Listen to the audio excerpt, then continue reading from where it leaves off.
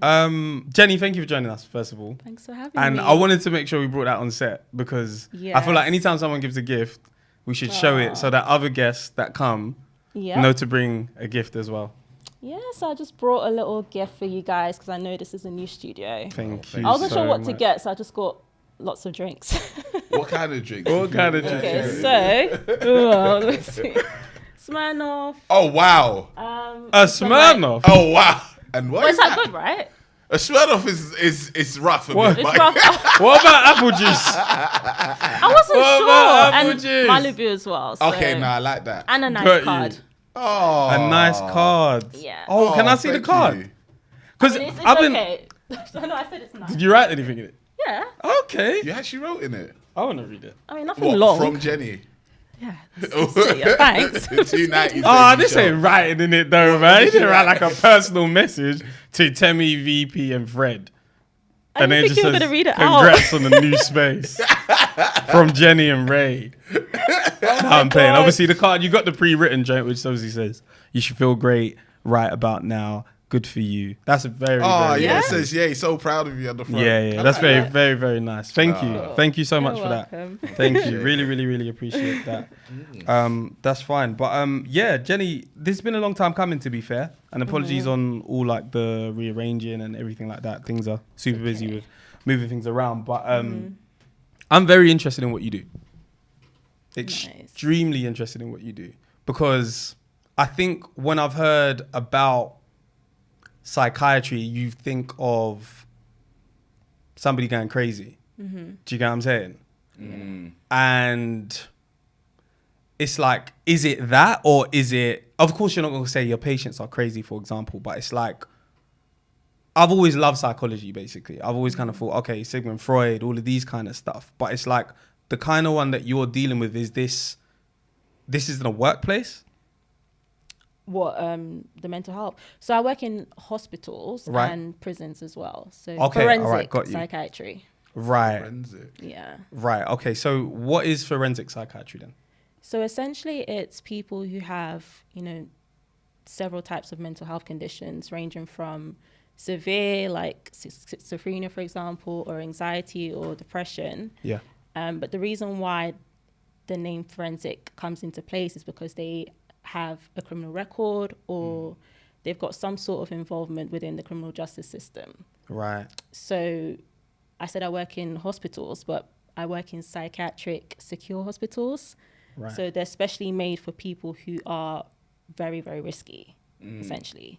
And then, again, I also work in prisons as well in the mental health units. Right. So, yeah. Okay. So would they call on you, like, say, for example, somebody was going to court for something, would they call on you to do, like, an assessment to see if they... Yeah. So do you decide whether basically they go to prison or whether they go to, like, a specialist unit sort of thing? So I work as part of a multidisciplinary team. So you've got the psychiatrists, nurses, and then I'm an occupational therapist. So we all have our different specialties. But yeah, exactly what you said. If there's somebody in the prison, for example, who's really unwell and can't be treated within the prison facility, we would then assess them, write our reports, and essentially get them sectioned under, I think it's section 47, to be transferred from prison to hospital. Yeah, to get the right treatment. Does your job have anything to do with Sigmund Freud?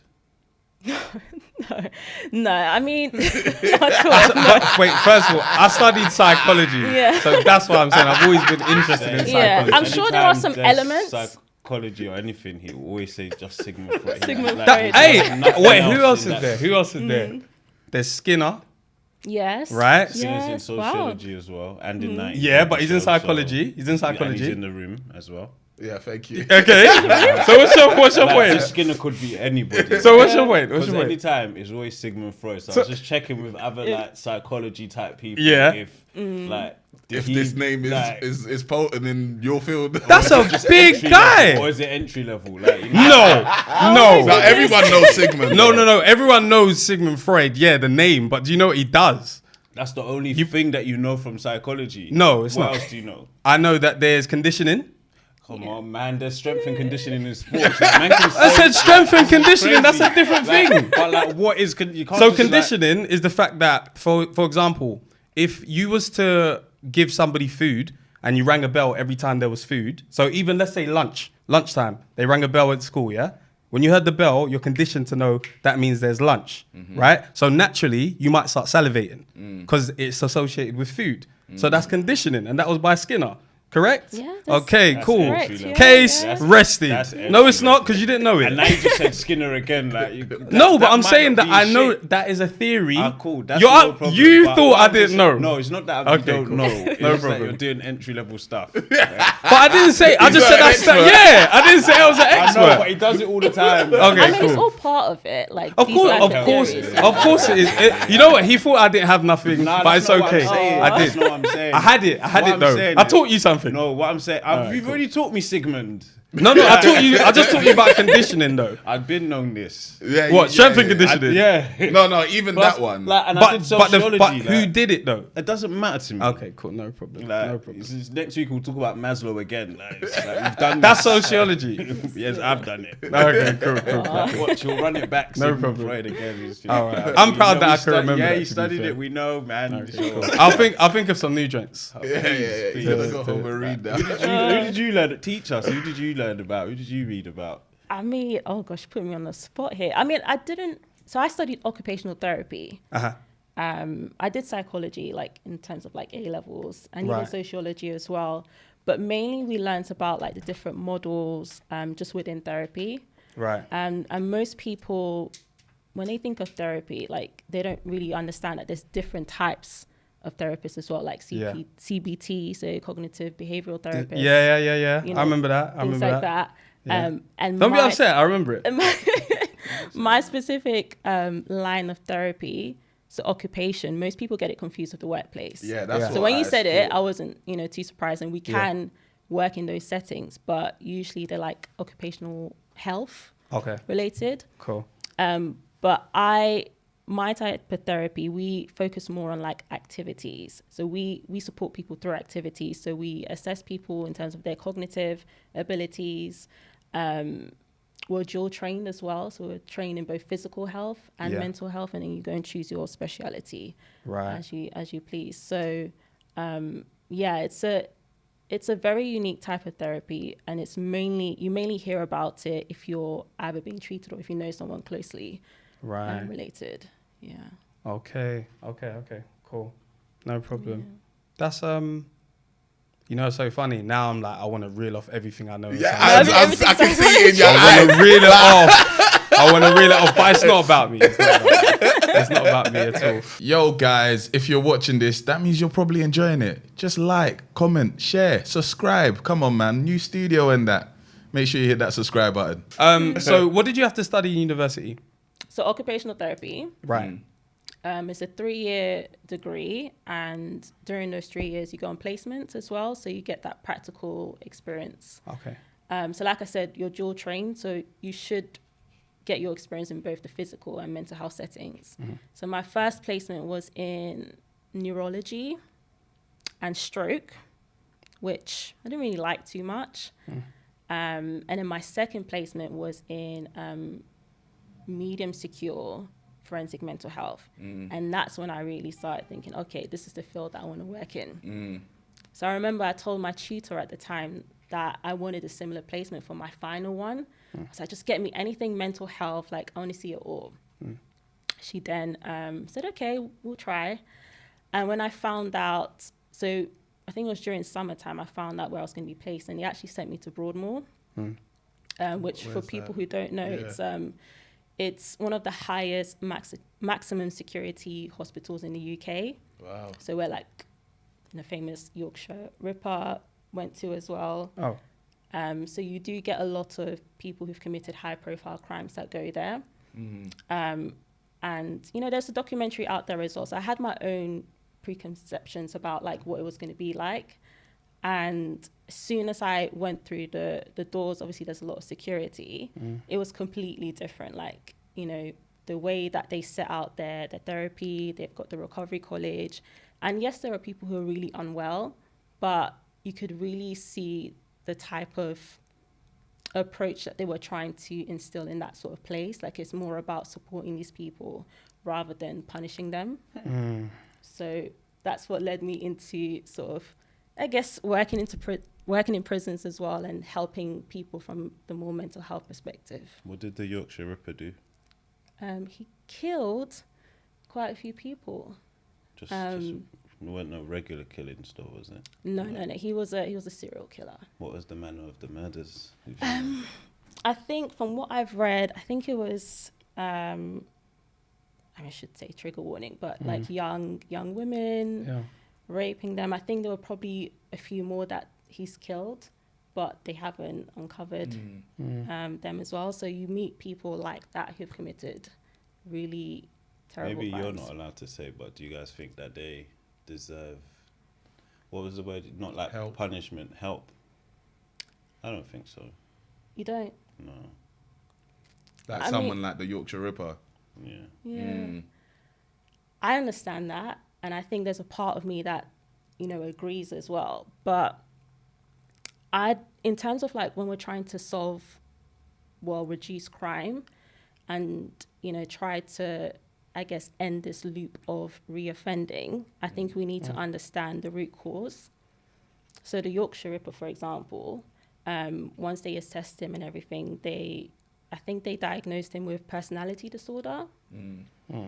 And, he's one of many. And I think that there are a lot of people who are committing these crimes that do have mental health conditions that are undiagnosed. What's personality disorder like in Split?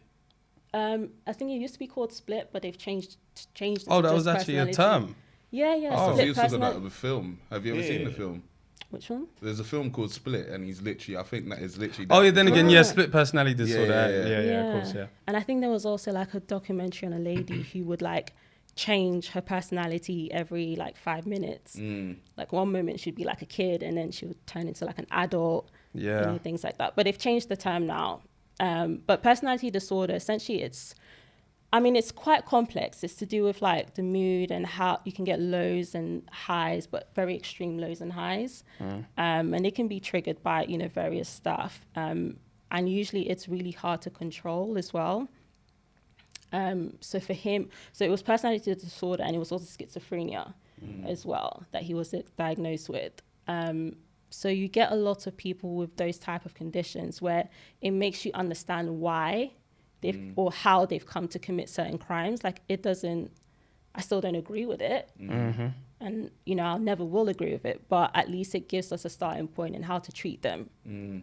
And if they are to be released back into society, which happens, we can try and reduce the chances of them reoffending. I don't know, is it possible to knock the personalities out of people because one of them committed a crime? Like as in like the person that committed the crime. Yeah. Like, You're talking about... No personality is allowed to commit a crime. No. Of course not. And how do you treat split person, or was it the correct term? personality disorder, usually it's through like therapy or medication. And, a lot of the time it's, I guess, assessing the risk that they are to the public as well and to themselves. So even though a lot of these people can be released back into the community, there are community services, specialist services that look after them and, make sure that, maybe they're not in certain areas of, where they've previously committed a crime or, they're taking their medication because some people refuse to take medication. So there are certain agencies out there that are used to sort of protect the public and also themselves. So how does your mum feel about this? Oh, Because like, I know like my missus worked in like one of those homes where like offenders would go after when they have like mental health sort of issues. They would go there and they'll live there for a while until they can be, what is it called when they are allowed to get back into society? reintegrated. Yeah, reintegrated. I used to be scared when she went to work because it was like, there's people there that have done like violent crimes. And it's like, she's in there. Obviously, she's protected behind the glass or whatever it is, but she's in there with them. And then sometimes she'd actually have to go and like check that they're not doing the madness in their room or whatever like that. I used to be scared. How does your mum feel that you're going into these places seeing these people like whilst they're still in treatment. Especially knowing the crimes that some of them Yeah. have done as well. Yeah, she hated it. Yeah. And so I'm Nigerian. Yeah. And my mom, like, you know, when I told her I wanted to go into the healthcare field, she was like, okay, you know, maybe you can become a doctor, you can, you know, do these things. And when I told her I wanted to become a therapist, she didn't really understand, which, you know, a lot of, you know, parents don't fully understand, like, you know, mental health and therapy and all that kind of stuff. But she was still like really supportive. But it was until I then said that I was going to work in a psychiatric hospital, and not just a psychiatric hospital, but a forensic one, is when she started to get a bit worried. And I remember I'd come home and tell her like the stories of like what happened on the ward.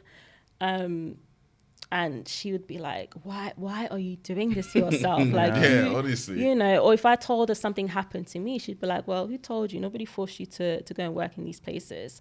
So she's definitely, even till like now, scared of, you know, what could happen to me. And especially when you hear about staff being attacked, you know, and, you know, some of the horrible things that happen in these places, unfortunately.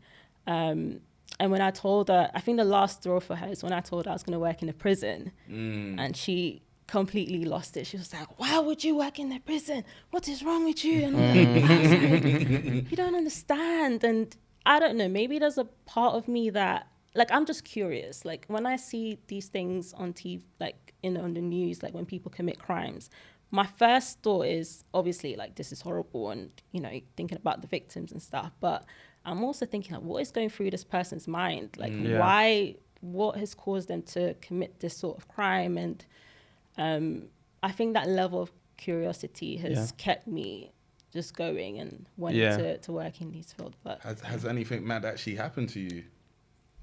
So usually it's the nurses and doctors that get attacked, you know, because they're usually given the medication and stuff.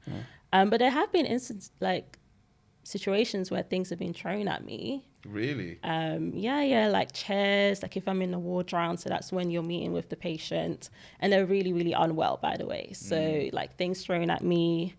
I remember, the worst thing in my opinion that's happened to me was in prison, and we were doing ward rounds, so that's when the doctors and the rest of the team go to each cell and go and see the prisoner to see how they're doing and review them.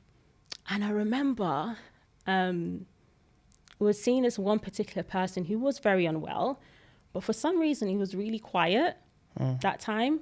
And I remember the psychiatrist was next to me, and I might have said something that was triggering. To this day, I don't know. And this happened within seconds.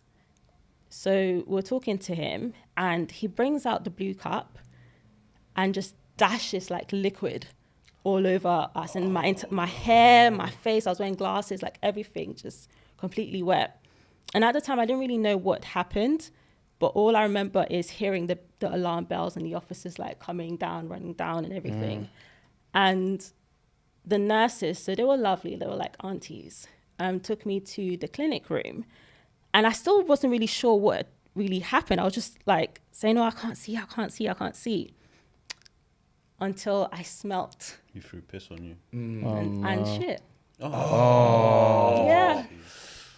Yeah. And imagine like my hair was in braids. Oh no, Damn. yeah. It was 2 days before I was meant to go on holiday. I was meant to go to Malta, DLT. Well, I did go, but Yeah. it didn't stop me. Did I punch him? What? Did you want to? Did I want to? I was room. angry, but I never thought, to retaliate in that way. But I was really angry. I was just like, of all things, I could just think about my hair, to be honest. Yeah. And You got a holiday coming up. I had a holiday, I'd just done my braids. Oh man. So, I had to change, take off my clothes and everything. And luckily there was a hospital right next to the prison. So they took me in there because it got into my eye. And mouth as well. I can laugh about it now, but trust me, I was crying like back then. And it took me to A&E just to That was a to planned wash attack. It was. It Yeah, was. it was premeditated. And you want to help him. You see? You sound like her mum. You know, yeah, I definitely. Do you know what that person done to What? be in this particular, in the prison? Did you As know? in his offence? Yeah. Manslaughter. Oh, wow. Yeah, it was manslaughter. But he was really unwell, like out of it. Like I remember he kept calling like us witches and saying that he's a jinn. That's a popular term. Like they think that they're jinns, and he was just like responding to things that weren't there. So you could really tell that he was just not with it at all. And also the mental health, you can't apply the mental health act in prison. It doesn't apply. So they have to be transferred to a hospital in order for them to be sectioned. So he was refusing medication and any sort of treatment. So even when I was at the hospital, I mean, they called me later on that day, obviously, to check on me. And they asked if I wanted to press charges, which you can do. And I was like, you know, okay, like, you know, what's this? Because the psychiatrist also got hit as well. And he opted to press for charges. I was like, okay, fine. But then when they started asking me all these questions and, you know, what exactly happened, I changed my mind. And I said, you know what, don't worry about it because he's unwell. Like I wasn't sure what good that was going to do in terms of me pressing charges. And I already knew he was going to be transferred to a psych hospital anyway. So I just left it. So I think that was definitely one of my worst. Do you? Okay. Do you? What does Skinner have to say about this? Too? I don't know. That's a complete different theory. Skinner was to do with. It doesn't matter. Doesn't what were you matter. gonna ask? Doesn't matter. So, do you think that you're too? Nice. Not even too nice. Are you fueled by being too selfish or selfless? And the reason why I'm asking that, because I was thinking, aren't you just being selfless? But now I'm thinking, not that you get a kick out of it, but there's something that it does for you. You helping people. But then when someone throws piss and shit at you, like, you're not pressing charges. Is that you being selfless? Do you get what I'm saying? Like, so are you too selfless or selfish? I think that the main thing is that because I understand that this person isn't well. So even though it was premeditated, what he's thinking about, like he's literally thinking I'm somebody else, or he's hearing voices and stuff like that. So it's more so coming from the perspective of having empathy for that person. I think I do just in general have a lot of that and a lot of understanding, you know, and wanting to understand why somebody has done something like this. I don't think it was something personally against myself or the doctor. So hence why I, you know, didn't press any charges. Was it selfless? You know, I guess maybe. And I definitely, I don't know if it's not something I get a kick out of. It's more like I'm very curious to understand and try to understand why someone has acted this way. Because I know just from working in mental health for all these years, I know that, you know, a lot of these people sometimes don't even have the capacity to understand what they're doing. And a lot of them as well, when they are on the right treatment and medication, when they look back at what they've done, they're like, I can't even recognize this person anymore. And they feel so much shame and, you know, just regretting obviously what they've done, some of them. So how long have you been doing this, sorry? About 5 years. And along those 5 years, like, do you have like a bunch of patients that you sort of see and they've kind of gone through the process and now are the other side? Like, what's the likelihood, like, just in general, of them like regressing into, like, is it like as soon as medication stops, they're gonna go back, or is it just like they can take medication to get over it and then sort of just develop like that, or is it just once you're on medication, you're on? It all depends. Like some people do really well with medication, and if they stick to whether that's oral medication or depot, which is like it's an injection. Okay. If they stick to it, they can continue to thrive well in society. And then you do have obviously some people who either refuse their medication or they get involved in like maybe drugs, for example, that induces like a psychosis. So you do have some people who come back and tend to come back quite a few times.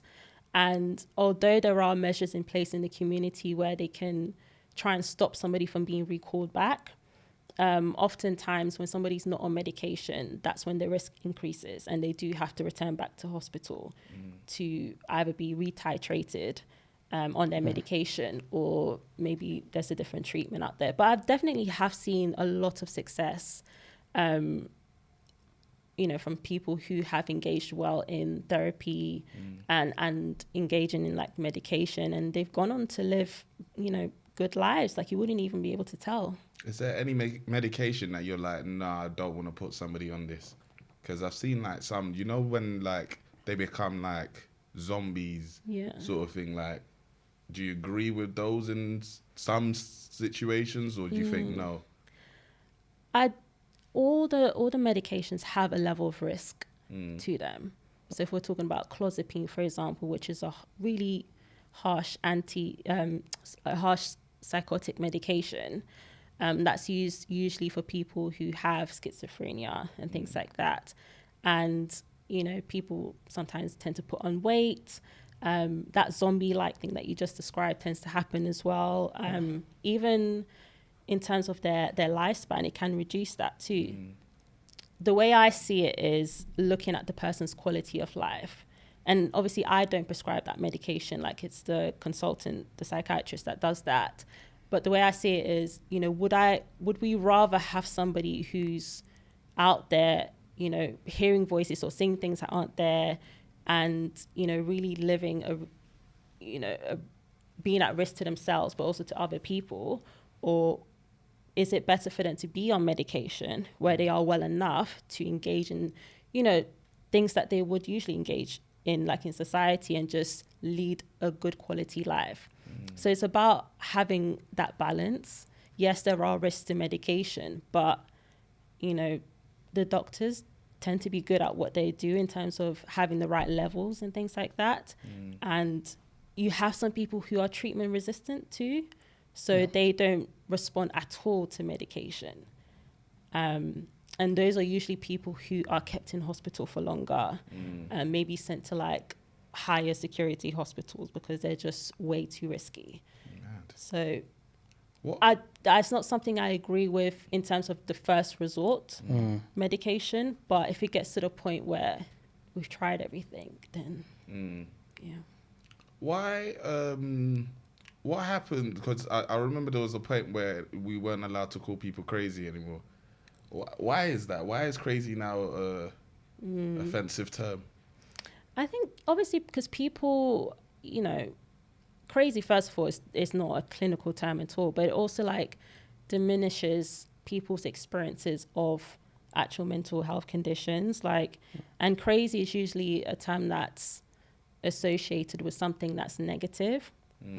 And even though these experiences are negative for a lot of people as well, it's their life, and they don't want to be associated with that term. So it's always best to kind of stick to the clinical terms, but also terms that people are comfortable with. So yeah, crazy, and I know it's like in our everyday language as well, like, oh, she's so crazy, and you know, we use that, and I get it. It's not something, you know, I'm like, oh, don't use it at all. But it's just being mindful of people who are actually going through mental health issues who would be offended. Because I hear what Fred is saying a bit. It's like, we're very careful for, I'm going to put it in air quotes, like wrongdoers. Like, it's like, they've done something like really bad. I get it might not be like in their right frame of mind and stuff like that. But it's like, some things are just crazy. Do you know what I mean? Like some things I look at and I'm like, this is crazy. Like, and you're saying if medication can't help them and they have to be in thing, do you know what I mean? So is it just because it's not a medical term that we just don't want to use it? Or like, will I be in trouble if I was like saying, oh, that person's crazy? I mean, you won't be in trouble. And I guess it depends on the circumstances as well. And, you know, who you're calling crazy. I always feel like it's best not to, just because you don't know exactly what's going through people's minds. But again, I do agree, like, the thing is, just because somebody has been, especially after committing a crime, right, has been diagnosed with a mental health condition, it does not mean that they shouldn't go through the criminal justice system or they shouldn't do their time. But it's just more for us to understand what has actually happened. And also, a lot of mental health assessments are done for people who maybe aren't fit to plead as well. So there's that kind of stuff that we put into consideration. But I know there's a lot of controversy around mental health services being provided for people who've committed these horrible crimes. And I get it, especially like if you're on the other side, like maybe personally affected or you know somebody who's been affected, I understand it completely. But I suppose, you know, it's also thinking about how do we keep society safe when a lot of these people do go out, because it happens. They get released back into society and then you hear in the news that, oh, this person's committing a crime. And then usually the first people to blame is like, oh, why wasn't the right support there?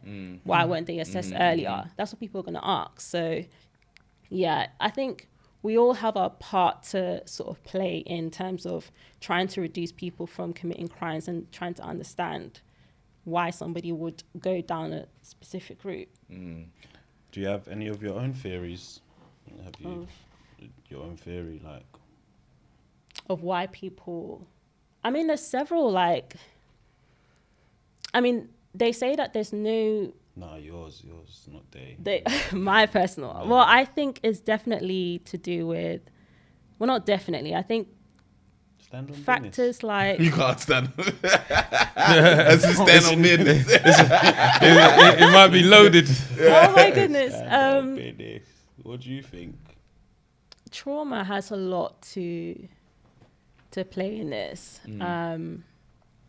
Trauma that a lot of people might not even deem as trauma initially. So I'm just basing this on the clients and the patients that I've had in the past and continue to have. A lot of them come from, you know, have like gang affiliation or have come from areas that are quite rough. And I remember speaking to this one young guy in prison, and he was confused as to why he was diagnosed with PTSD. He was like, well, I haven't really done anything. It's not like I've gone to war. Yeah. And I said to him, it's not about that. The things that you've experienced in terms of like being part of a gang and also some of the other things that's happened in your family has been quite traumatic, and those experiences can cause PTSD. So trauma is definitely a huge factor as well. We get a lot of drug-induced psychosis.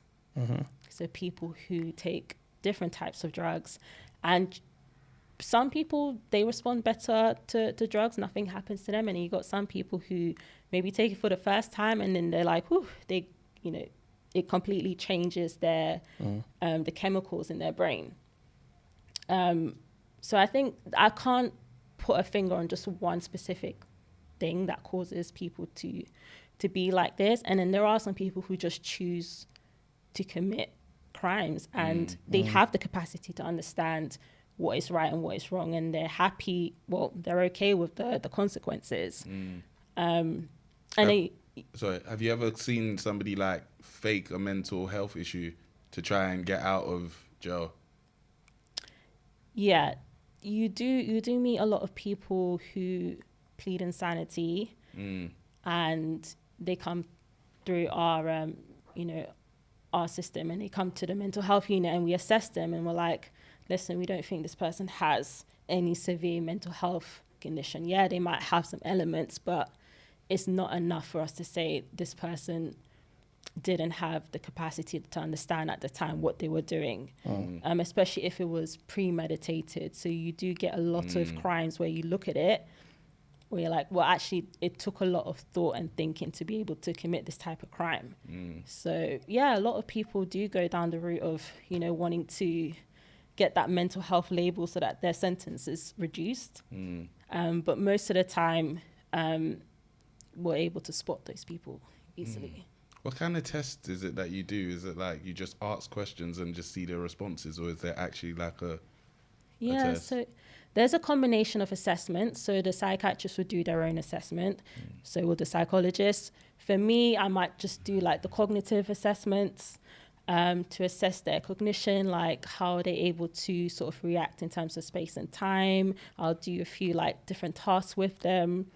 What tends to happen is, you know, I'll maybe invite them to come over to the therapy unit, and I'll ask them to carry out a specific task and activity. And to them, it might seem like fun, but actually I'm assessing how they are responding to things, and can they actually, you know, perhaps, you know, follow through with tasks and stuff. And then I would then write a report, and each discipline will write their report, and then we'll sort of come together to make that decision.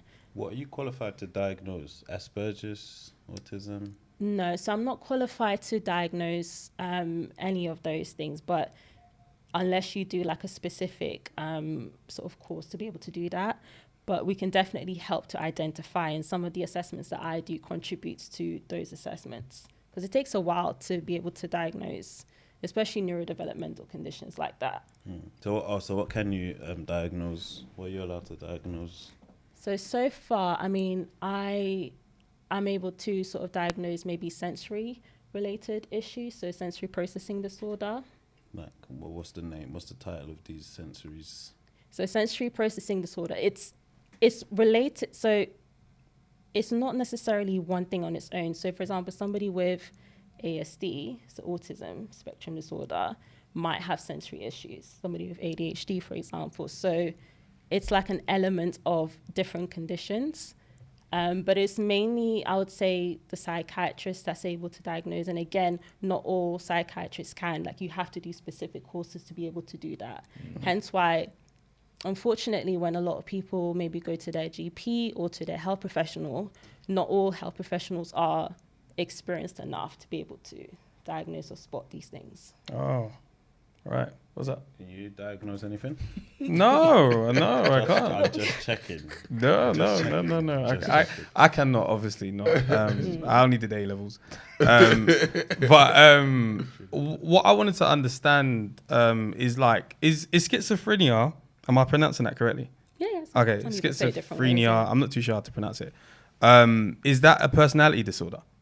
No. Okay, so what is schizophrenia? Because I've always been curious. I haven't ever looked at it properly enough. Yeah, it's a type of psychosis that can present in like auditory hallucinations, tactile hallucinations. Right. And essentially it's not being able to differentiate between reality and, you know, delusions. So it's all mixed up together.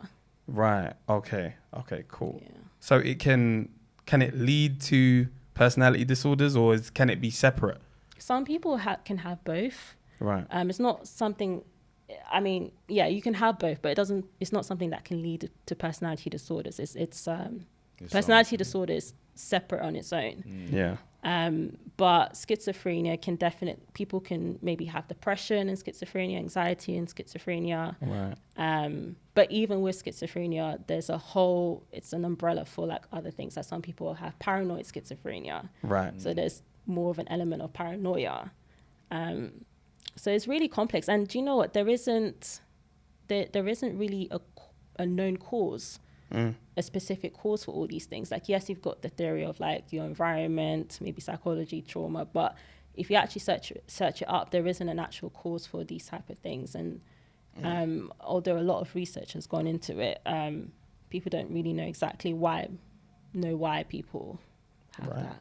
So how many of these things, like, would you say is like hereditary? Like, or is it like most of it is just it's a nature-nurture debate, isn't it? Yeah, some people, I mean, again, there's research to suggest that it can have genetic factors. So maybe, for example, if there's a lot of people in your family that have mental health conditions, and mainly severe mental health conditions. You might be predisposed, you could be, genetically predisposed to have that condition, but maybe it just requires like a trigger. So it might be drugs, it could be trauma.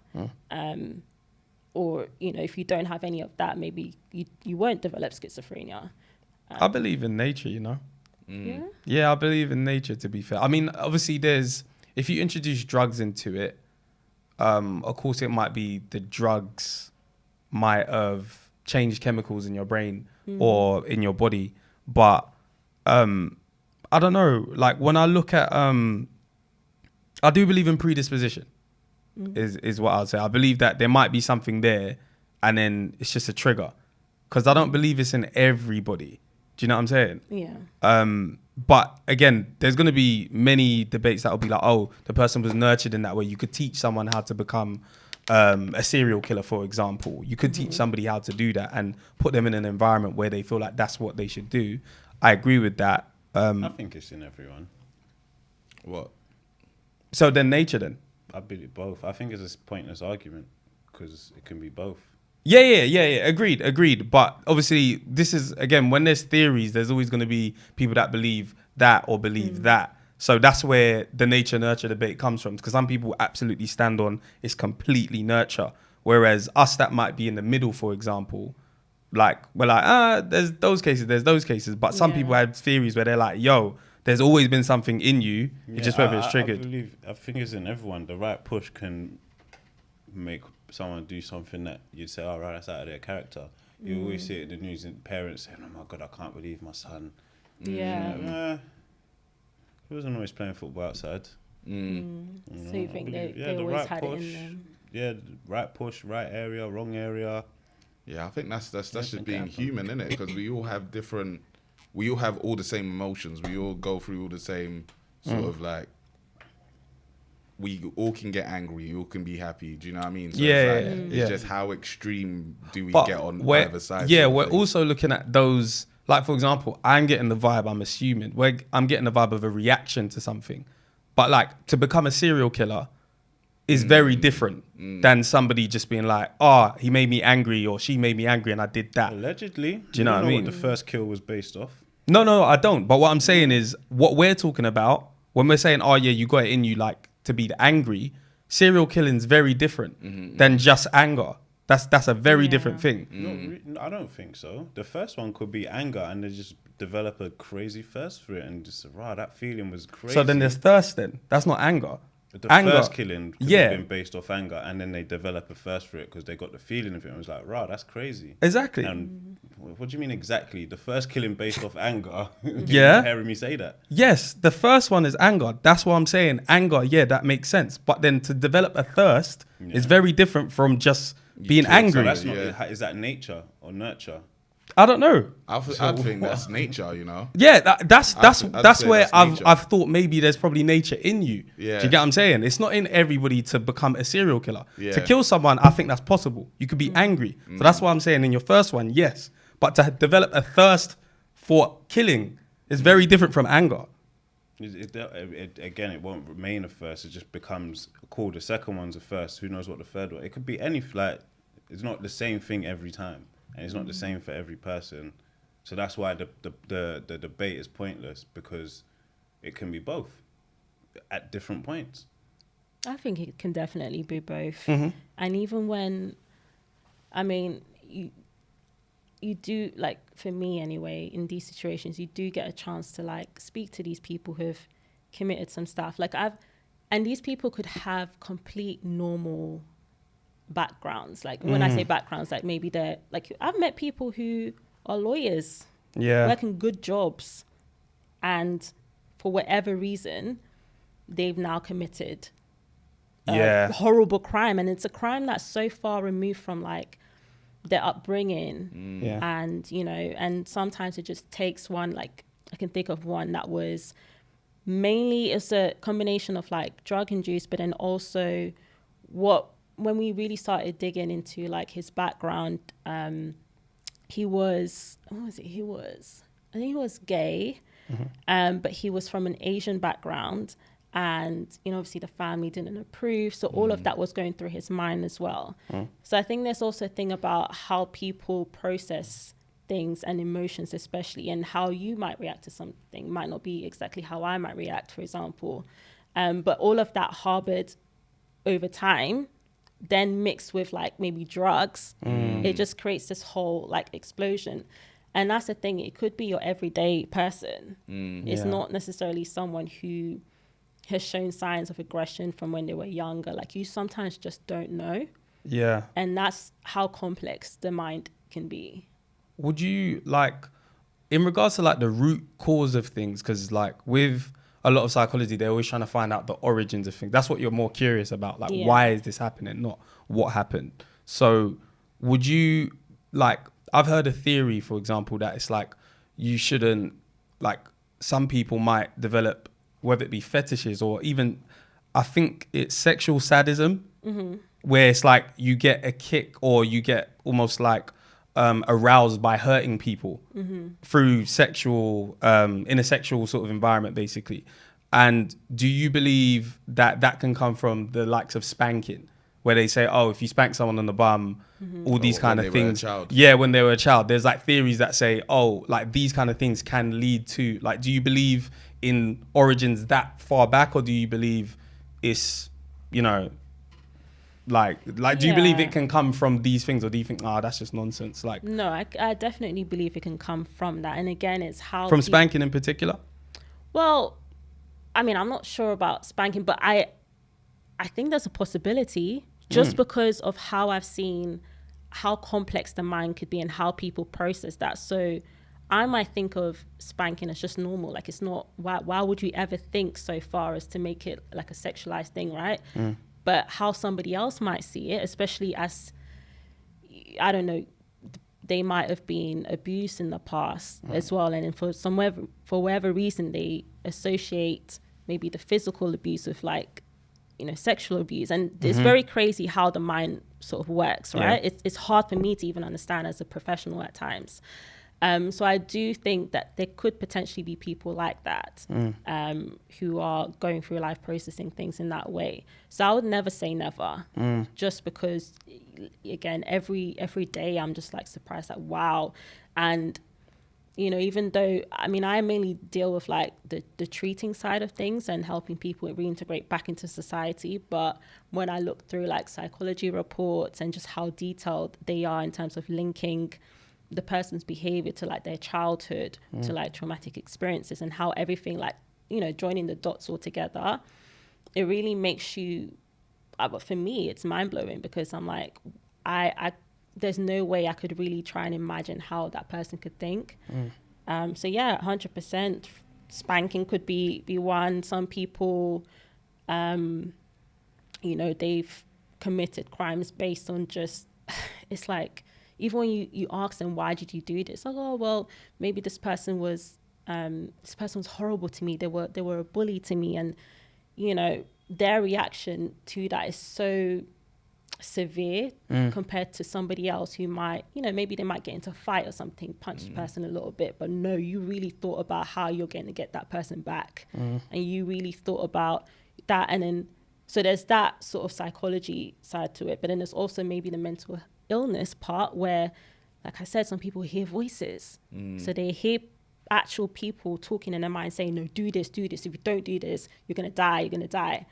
And they end up committing those crimes as well. So it's just crazy how, the brain sort of works in that sense. So do you only deal with adults then? Yeah, 18 upwards. I have worked in CAMS, so like with young people for a short period of time. But hard. It's difficult, especially because at that age, you can't really you shouldn't really diagnose children just because they're still developing. I mean, they say that your brain, psychologists say that your brain isn't fully developed until you're like 25. Like something about the frontal cortex of the brain, which is the part where you make decisions and things like that, isn't fully developed until like your mid-20s anyway. So when you are assessing children, they're going to change over time. Yeah. So it's, Yeah, that's interesting, to be fair. I know there's like there's even just different parts, because there's also that side of psychology where they say they'll do like, when they do like postmortems, and they'll look at certain serial killers' brains to try and find out if there's any, for example, CTE. That's something where I know that they look into like the brains of the people that have had it, and maybe they might have committed suicide or they might have done some random crimes and stuff. Do you believe, have you dealt with any cases like that? Like any people that were doing sports, like contact sports, and then they've ended up in prison for something they've done? I mean, I've met people who've had like traumatic brain injuries, Right. you know, and maybe have they been in sports? Maybe not sports, but they've maybe been in like car crashes and, you know, they've been treated like physically for that. But over time, because of the traumatic brain injury, it's altered again the chemicals in the brain, and they've developed like psychosis over time. So I've met people in that sense. And again, how we treat them usually is through therapy and medication. And then, like I said, I've met people where medication does not work at all. So yeah, people come through the system in various ways and with various conditions as well. So sometimes it's interesting to see, like, you know, how a person was beforehand and how they've now changed because of said incident. And you know, usually, I mean, there is no cure for a lot of these mental health conditions. All of them, actually, it's not about finding a cure, it's about managing them and managing their condition as best as possible. Do you think there are cures? No, there isn't. No. I mean, I'm sure there is research being done, but there isn't a cure. Usually it's not something that fully goes away. Oftentimes when people are on the right medication, they might not get another relapse for like many years or even forever, as long as they sort of maintain themselves, whether that's, you know, staying away from certain triggers, keeping up with their medication, making sure that they're involved in like therapy and stuff like that. It's like, you know, neurodevelopmental conditions like ADHD, autism, there is no cure for it. It's just a difference in thinking and processing information. Has religion ever tried at your place of work? Religion? It's something that's offered. Like if people have like a specific faith, every hospital or even prison, they have like a chapel and, you know, things like that. I've met families who are very religious as well, and, you know, families who don't believe in therapy, medication, or even mental health. They refuse to believe that mental health is a thing. And I've definitely sort of read up and heard people's experiences of them being taken to church to get rid of the mental health condition. And I think that's all, you know, it's a lack of understanding of what mental health is. And that goes back like years and years, especially as mental health was such a, and is at times still such a stigma. So do you not believe in exorcisms? I mean, personally, I think those type of things Because when do like exist. they're hearing, oh, okay, cool, yeah. Yeah, this is me personally. I think they do exist. Oh, the guy that was saying, talking about jinns, that sounds religious. Yeah, Exorcism. possibly. But when I think about, okay, maybe there's an element of truth, I mean, I'm quite sort of factual as well, and like, you know, into the science. That still overrides sort of my thinking, especially when it comes to like the brain and just how the mind works. So yeah, I think, I mean, I respect people's beliefs, and I'm sure there is an element of truth that's just beyond my understanding, especially going back like back in time. But I also believe that back then there wasn't like a specific name for some of these conditions, whereas some back then they might have thought, oh, this person's just mad, or they're being controlled by the spirit. When in actual fact, no, this is, for example, schizophrenia. So I think now we're just able to understand the mind better and give these labels in the correct way. It's just a label, innit? Yeah, at the end of the day, it's a label, but it's also a way for us to understand why somebody behaves in that way. Yeah, but it's still just a label, because like, so has science ever created a brain from scratch that's perfect? No. So yeah. thinking like, that's why I say religion. And it's going to sound weird to a scientist, but like God did. So like, I don't know, maybe religion should be tried more, or science always tries to have the right answer, and for so long it's always like we're doing research, theories. No, like, and yeah, there's sometimes facts in it, no problem, but like, and then it's not like downplaying mental health, but then at the end of the day, it's just, it is a label that something that's mentally wrong or imperfect was just given a name. So now all of a sudden we don't need religion to cure or provide an answer.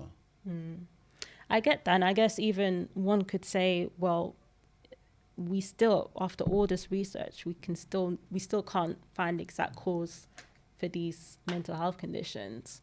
So there must be something else, but we just haven't been able to find that. And I mean, religion, again, I can't knock religion. I just don't agree with, you know, having to I don't know, telling someone to pray away, you know, their mental health. I don't agree that that's the only way. No, yeah. I also, I guess I'm a Christian, from a Christian point of view, like I do believe, you know, that God gives us these skills to be able to understand some of these conditions, whether it's physical or mental health, and to be able to treat people in that way. But there's so much that we just don't understand. Yeah, 'cause I find it wild that there's like medicine that can change your like your brain. What was it that you said? Chemistry. Chemicals. The chemicals in your brain, and like you're saying, like it can make people like zombies. And did they ever come off the medication? It's like, I don't know. It's a tough one. Where it's like, what should we actually do with these people? That's what I think. Like, That's what should what we I'm getting. actually, like, should they ever be allowed back in, because they could reoffend? Like, I don't know, it's wild. Like, it sounds mad to say, but it's like, is it better off just like letting them be, but just somewhere secure? Do you know what I mean? Because like Exile or something. Sort of thing. Because it's like to try to force them to get back into society where It's dangerous. they literally have to take this medication, and they literally aren't really having a good quality of life, because they can't, on the medication, they can't really interact with people, because, you know, it makes them so subdued. It's like, I saw my cousin on it. oh, have you? Yeah, my cousin had schizophrenia. Okay. I visited him in prison. It was crazy. Yeah. Well, I don't know if you call it prison, but like he didn't talk. He had to write on a piece of paper, and he'll read it and like nod or something. Yeah. Wow. And, like, Would 'cause he you was have hearing preferred to voices. see him like just sort of not on the medication, but just somewhere secure where he couldn't harm? Thing is, man, like, did I see him when he was out before he went in? He had schizophrenia, I can't remember. But yeah, I remember visiting him where he was, and this was like towards the end, like he was due to be released in like 6 months. But like it wasn't the same him I remember from a kid. So like even having that outside in the real world, if that was what he was gonna be like, it was like, right, this is what they put him on. Or I don't know, like it was weird. He just didn't talk. Wow. You have to write on a piece of paper, and that's how he would either nod or shake his head. That was wild. Yeah. I mean, I'm still hopeful, you know, for these people. And Sorry, it's, I'll interject. He became a Muslim, and he's better now. he became a Muslim and he's better now. Yeah. As in, okay. That's good. Well, that's really good. And you know what? There might be like different things that triggers a person to like suddenly be able to, I guess, function better again. I think it's peace of mind. Like, just prayed away the demons that he was hearing in his head, and I don't know if he's on medication. He's a lot calmer. He's very calm now in comparison to what I remember him being as a child. So I never expected him to grow up and be this calm. Okay. Obviously, there's the mental health added in, but like, yeah, he definitely became a Muslim, and I don't know if he's on any medication. Yeah, I mean, again, some people are able to not usually they're on a reduced amount of medication. So ideally, like you have people who are on a depot, like I said, so injection, maybe weekly or bi-weekly injection. And the ideal thing is for them to be on oral medication and eventually come off it, or at least be reduced from it as well. But just going back to the point in what you said before, I'm still hopeful that a lot of people who go through the criminal justice system who have mental health conditions can be reintegrated back into society in a safe way, as long as they have the right treatment and support. A lot of the diagnosis is usually done when a person has gone through the criminal justice system. So if they've been arrested at some point or in prison, that's when they're actually like, oh, I think there's something mentally wrong with that person. And my thing is that we need to, just as a society, be able to intervene at earlier points. And that's how we can, I guess, reduce the amount of offending and reoffending as well.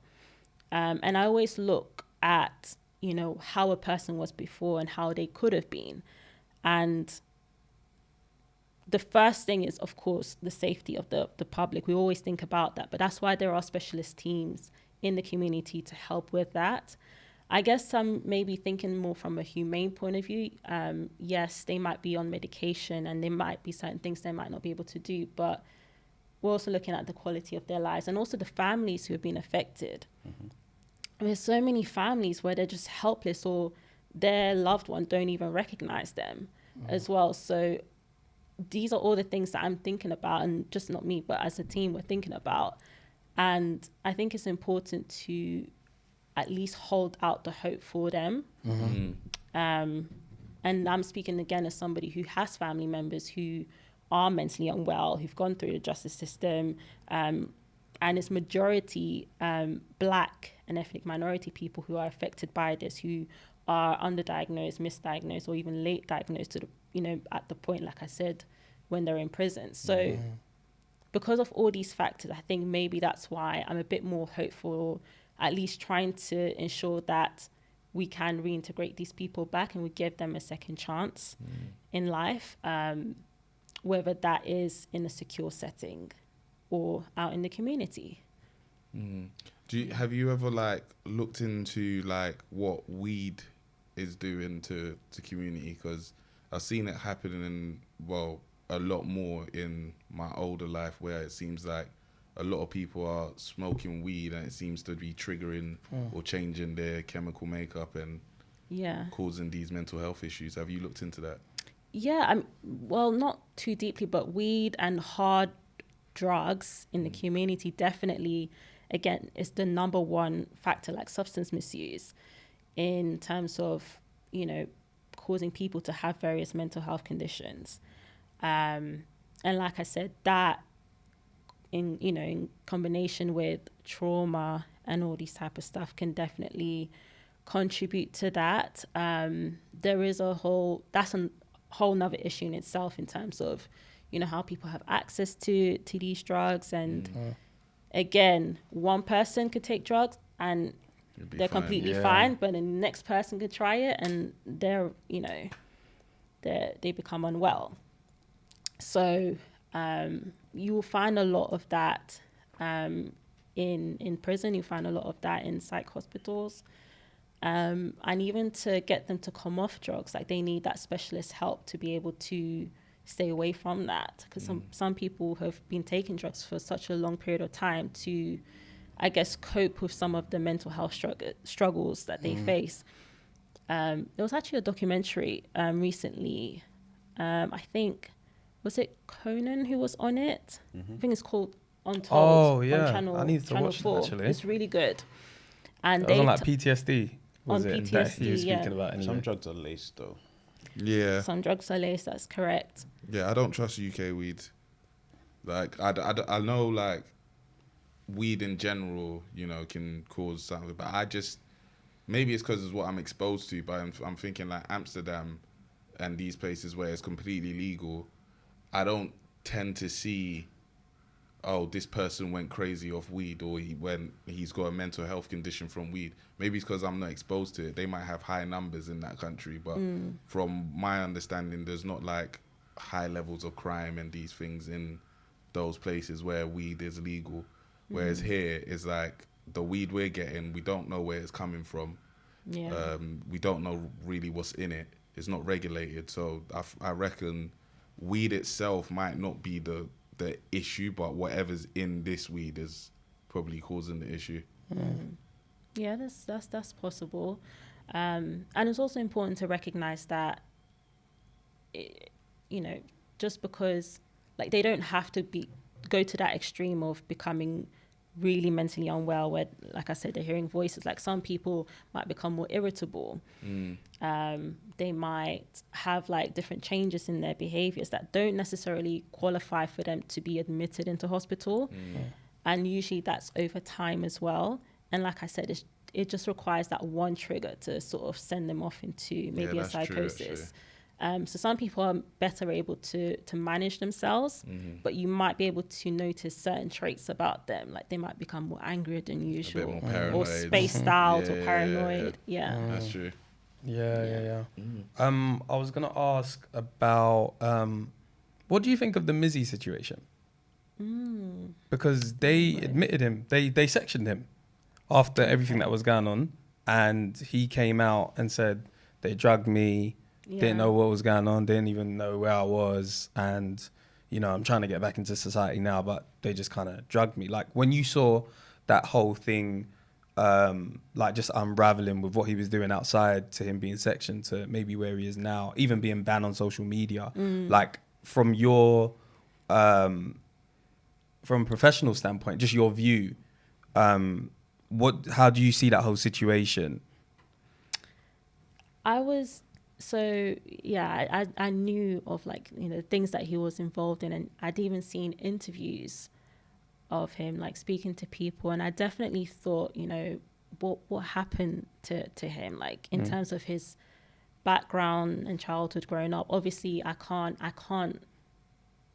diagnose, or I don't know anything about him to that extent, but I was definitely thinking if there are certain factors involved in terms of his upbringing, his psychology, like even the way he was speaking. And I did hear that he was sectioned, so there might have been an element of mental health. But it's so sad. It was so sad to see someone who seemed to be struggling, and how I guess the media also portrayed him. But then again, at the same time, this is, I guess, a bit similar, like some of the things that he was doing, I guess to some extent warranted that outrage. But again, I was thinking about, again, the psychology and the mindset of this. I think he's quite young as well. I don't know how old he is. Yeah, I don't know how old he is. I'm sure he's below the age of 21 though. Okay. Sure, but for him to be in section, I mean, they would have done their thorough assessment. And for somebody to be sectioned, they have to be a risk to either themselves or to the public. So I'm sure those health professionals, did a thorough assessment, and he was able to receive the treatment that he needed. Now, whether he's going to continue engaging in the therapeutic work or if he's on medication, I don't know. That's another thing. One last tough question before another question. Do you think serial killers should be allowed back into society? That's to everybody. No, I personally don't. No, I don't. No, that's too much. Too scary. Yeah, I have a different perspective, but you have a different. No, you or me. You would to us. No, I. If we're talking about me as a person, no. Like I don't condone any of that stuff, especially with serial killers. That's too much of a danger to the public. But it's the same as somebody who I've seen people who have committed murder, and who have been sent to a psychiatric hospital, being treated, unable to function in society, and are still amongst us living in society. So I suppose I do, to an extent, believe in that redemption, only if that person has been treated or is willing to engage in further treatment in the community. Then I do believe that they can. And also, we don't have enough. Our prisons are overcrowded. We don't have enough of that. And I would much rather release somebody back into the community who is treated with the right package of care than somebody who doesn't have any of that treatment. Because the reality is people are going to be released. But then that's me putting on my professional hat. But personally, I understand why people would be wary of that. Like, I remember the first time, this was my first job at a secure hospital. And this is when I, obviously started learning about escorting, and some people would be escorted into community. Some people would go unescorted. It's all at the discretion of the team. And I remember they asked me to escort somebody, I think it was like to a shopping center. And I remember looking at that person's history and seeing the crime that he'd committed, which was, I think it was murder. I think it was only once though, but it was murder. Do they know they're being escorted? Like, are you walking side by side with them? Or side by side. Oh, okay. Yeah. You don't have to do the handcuff, do you? No. Okay, all right, cool. No. So, I mean, and also to get to the point of being escorted, they are risk assessed, but they're still not safe enough to be by themselves, so they have to be escorted by a staff member. So I remember being on the bus with that person and just thinking, like, I'm sure, well, I was positive, like, nobody knows who I'm actually traveling with. Nobody knows the history. And if they know, that obviously their perception immediately would have changed. But that was part of my job. And it still happens now, where we are trying to escort people and trying to rehabilitate people who are, have been deemed as criminals, but are in now that therapeutic pathway of trying to be reintegrated back into society. So I think it's possible. Was he on day release or something, or like? So no, so he was, so in a psychiatric hospital, you have something called Section 17 leave. So usually that's granted by, like I said, the psychiatrist or MOJ, so Ministry of Justice. And they base that on the level of risk. So for him, as part of being able to trust that he can be out in society, we needed to take a graded approach. So that would be a staff member escorting him to maybe the local shop, for example, seeing how he interacts with the community, and then just building that up over time.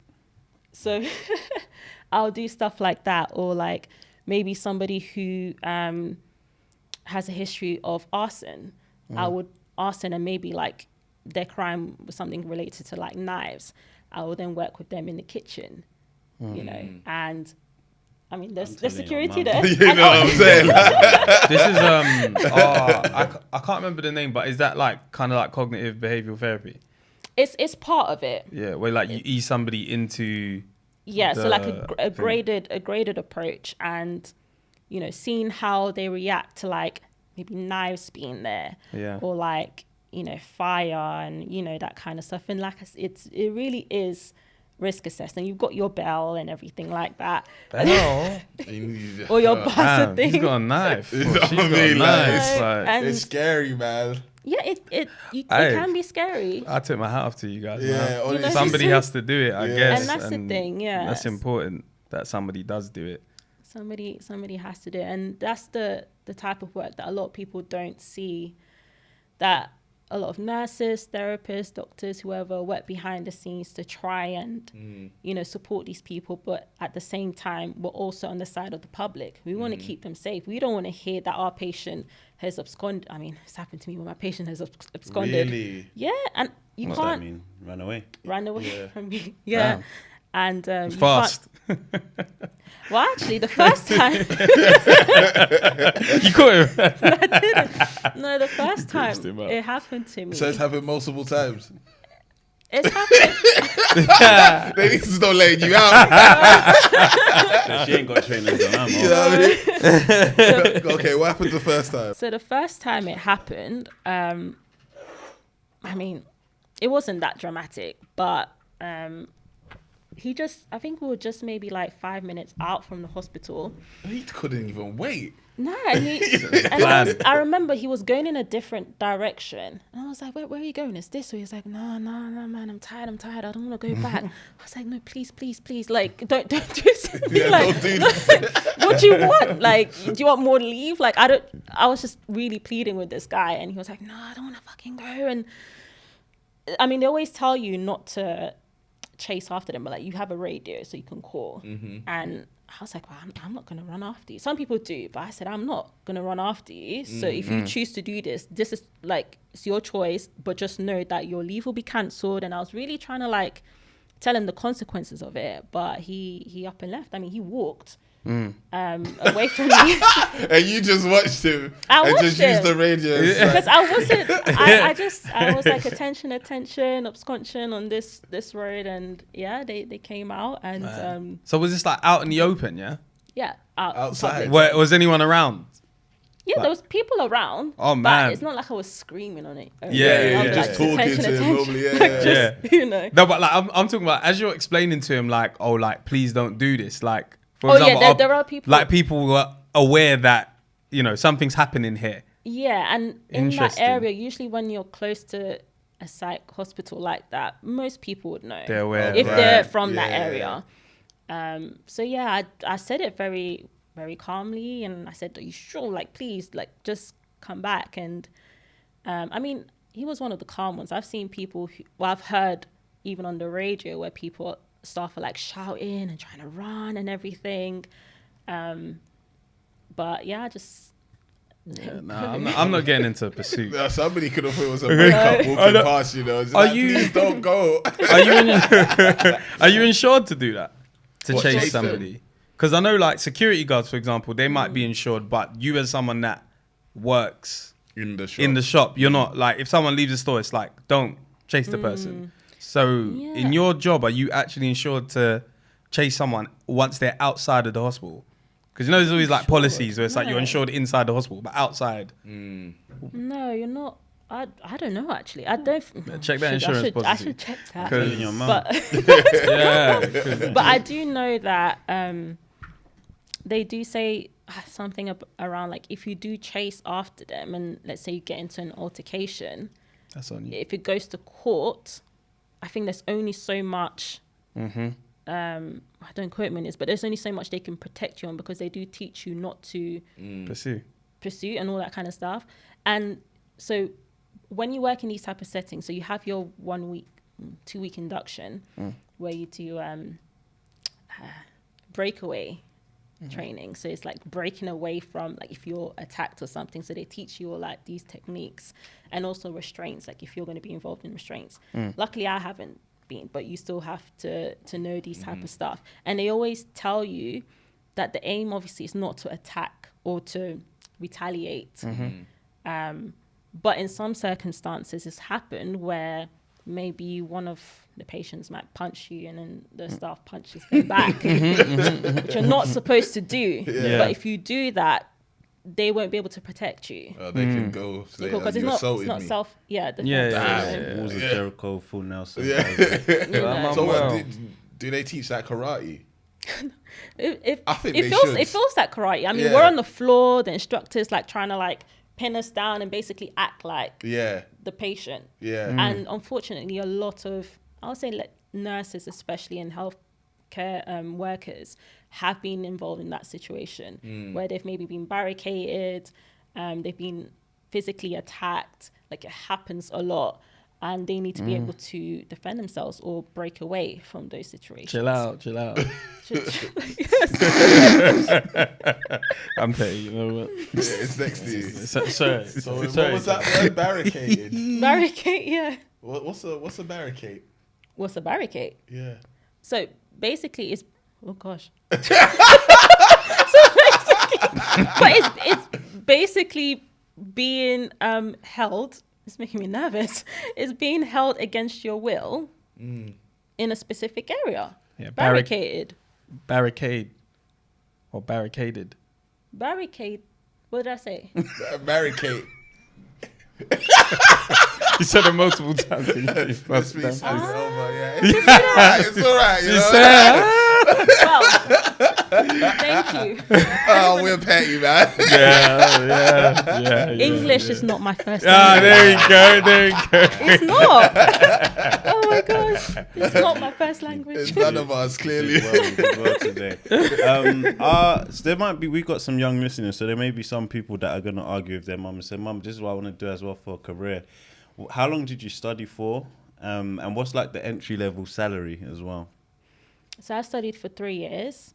For entry level salary is different for every therapist. Back then, and that's another thing. So there's different grades. So it starts off as a band 5, and then you go to 6, 7, 8, up. At the time, it was 28K as a band 5. That's a good entry. And that was back in 2018. So Right. it has increased since then. But obviously, as you know, in the NHS, the pay isn't that great. But you can definitely go up. And if you work privately, you get a lot more money as well. It's definitely a field, especially if you work in mental health, I think there's certain qualities you need to be able to have, like, first of all, patience. Yeah. And the ability also to kind of separate the person from the offense, but still bearing in mind the risk at the same time. Like, I've had some students where they've come into my workplace, especially in prison, where they're like, actually, I can't do this. There's no way I can be talking or helping somebody who's committed such a crime. Yeah. So it's just to be aware of that. But if you're really interested in, like, how the mind works and crime and, I guess, helping people in that way, then I would say it's a good 20 is field. very good for a 3-year course. Yeah. Plus, at the time, Then as well. it was paid for by the NHS. Yeah, you Of wasn't course. paying. Yeah, that was with a lot of NHS courses. Even like physiotherapy, you didn't have to pay. So you got no student loans? Yeah, Oh, that's amazing. crazy. It's like I'm gonna have to talk maintenance. to your It's mum as really- well about this. That's one thing good about NHS. So Mandy was like, I don't have loans. I was like, what? That's You crazy. don't have That's loans. mad. Yeah, they paid for it. For it. So it's a good thing. Yeah, but you have to do that, because why am I going to pay for a course where I feel like I'm not going to be paid well afterwards? So you have to incentivize people to go and study it. Otherwise, people are like, I'm not going to NHS. I'm not going to. Also, Like- you go on placements. Like, I know with nurses, Yeah. they go on so many placements and you're not paid for it. Yeah. But you're Okay. still working. Yeah, Almost yeah, at the yeah, same yeah. level It's as tough. a nurse. It's tough. Yeah. Wow. Yeah. Yeah. Tip my hat to you guys, man. You're doing serious work there. Very tough. That's not easy at all to work So with you're people an you're NHS working with. worker? Yeah, so I'm currently, I'm still employed by the NHS, but I still work alongside, like, Ministry of Justice. I'm now working in commissioning, so it's a more senior role, but I still work as an OT, so occupational therapist, on the side doing private assessments. Also, you Things are like that. private as well. Yeah. What's commissioning? So commissioning is looking at it's money, like budgets, Okay. Got you. even like placing people in the community. It costs a lot of money. Like, sometimes we can pay up to 4,000 per week for a person to be placed in a specialist placement in the community, depending on how much support they need. Like, at Wait, times, you get paid for a week or the... no, we No. pay the placements. Yes. This is good. So it costs a lot of money again to keep someone in prison or in hospital. Yeah. Like Yeah. care homes, all these kind of things. They make a lot of money because a lot of them are private, and they are. I know. Somebody that I know. I won't say who, but yeah, they run like care homes. It might not be in the particular same field, but it's like that government money is what like helps to fund it. But it's a lot of money because they need it. Like Yeah. government don't have anywhere to put people, especially if they're vulnerable, but they're not needed in hospital. It's like there's that middle ground where private companies have to come in and Yeah. support that, but they get that 4K a week, for example, per Exactly. person. And they might have 5 units, so 20 bags a week. Do you know what I mean? that's how it works. So Yeah. yeah, it's interesting. Do you work for a local authority then, or was it? I work with local authorities. And I'll say a lot of them are broke. Yeah, that's what I was gonna There is say. no money. Yeah. So at this point, we're trying to reduce money, and there's a lot of pressure on the community teams, but also in hospitals trying to move people. There's not enough beds. There's a lot going on. How do we solve this? Because every Yeah. time I always hear, local authority is broke, but it's like, is it not the government that should be giving them money? Yeah. You les us up. You know what I mean? Like, Everything's what's out. going on? Everything's Why is out. everybody broke though? It's Yeah. Yeah. Shut up quick. I think there's no one way to fix it, but have you seen corruption? what in the Yeah. Shoot, just look at Croydon. Of course there's corruption I going just on. want to see like your eyes. 100%. Oh, wow. There is a lot of corruption in so many different places, and you wonder like, where has that money gone? How are Siphoning. you so broke? What do you mean millions of pounds in debt? Like, so and it's also about, so I also assess people trying to move them from hospitals into community. So there's some people who've been in hospitals for years where they don't actually need to be in there. Right. And some private hospitals especially won't say anything Because they're collecting the getting the money. money. Yeah. They're incentivized Yeah. to do that. Yeah. So we have to really keep an eye on those type of stuff. But there's corruption everywhere. Yeah. Wow. Yeah. Any words that would just be like for anybody that again is aspiring, like what's just good advice for getting into it? What should they study? Because there's people that might be going in A levels, for example. Like, what's a good way to kind of build up into going into uni and going into whatever? Yeah. So I studied I studied sociology, RE, and graphics. Wasn't really like too sciencey, but so you can do A levels like that, or psychology, of course, or you can even do BTech courses. Like, they don't really rely just on A levels. So I know some people do BTech, health and social care. The main thing is try and get that practical experience. That's the main thing that we're looking out for. Like, I recruit quite a few people as well. Part of like interviewing, I always ask like, what else have you done apart from just studying? So that looks like volunteering in hospitals, which I know for a lot of aspiring therapists or even psychologists, it's hard to get that work experience. So utilizing LinkedIn, messaging people, saying, hey, can I spend a day at your workplace? But even if you're not able to get experience in a clinical setting, like, I've recruited some people who work in like the youth center or Right, got you. Stuff like that. It's more about the transferable skills that we're looking out for. Again, like I said, someone who's patient, who's open-minded. That's really important to be able to work in this type of field. And just try it all as well. Like I said, I'm dual trained, so both physical and mental health, but I made sure to try all areas. I wasn't just focused on mental health, because you just never know. Right. Any jobs going right now that you're recruiting for? Or that we're going to need more people like that? I think we're recruiting for a support worker. I don't want to say, before someone catches me up. I think a support worker, but definitely check out the NHS jobs website. There's always jobs, especially mental health, going out for that. So check that one out. Cool. Wicked. Thank you so much. That was really enlightening. Learned a lot, for sure. All the details are there if you want to get in touch with Jenny. And thank you guys. Appreciate it. Thank you. Cool. Nice.